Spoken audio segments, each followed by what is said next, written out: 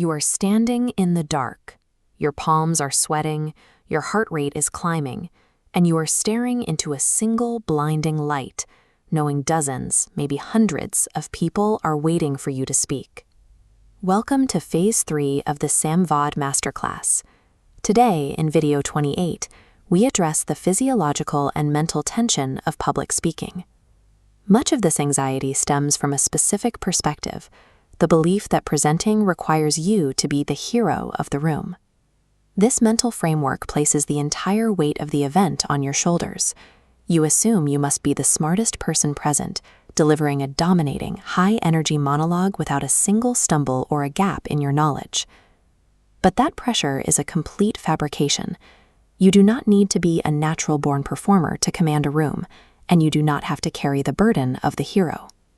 Reducing stage fright involves moving away from the performance mindset. Instead, you can adopt two practical techniques that force the audience to do the heavy lifting for you. The first technique is the transition from being the hero to becoming the guide. Studies on group dynamics consistently show that the most influential people in a room are rarely the ones dominating the airtime. When you stand up to present, take the pressure off yourself. You are not there to talk at the audience. You are there to start a two-way dialogue. You can practice this by asking the audience a question within the first 2 minutes. A simple show of hands or asking, "How many of you have struggled with this exact problem?" changes the dynamic instantly. By inviting them in, you offload the spotlight. You shift the focus from your performance to their experience, transforming a high-stakes speech into a shared conversation. The second practice is pace and lead, which uses the span and vibe techniques we've developed throughout this course. A common mistake is attempting to force high energy onto a low-energy room. If you jump on stage shouting with extreme enthusiasm at an 8 a.m. Monday meeting, you'll likely face a wall of silence. That disconnect creates psychological friction. The audience feels that you don't understand them, making them less likely to listen.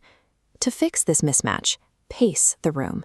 Observe its current energy, this low, cool wave, and match your intensity. Speak softly to build trust. Once synchronized, lead. Increase your enthusiasm, and the audience naturally follows to a higher energy state.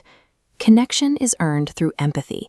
You gain the right to lead an audience by first demonstrating that you understand exactly where they are. Public speaking is far less daunting when you stop viewing it as a solo performance. For your next speech, remember, read the room first to match their vibe. Then become the guide by asking a question early to encourage participation. When you make the audience the center of the story, your internal pressure disappears, and your message becomes much more likely to stick.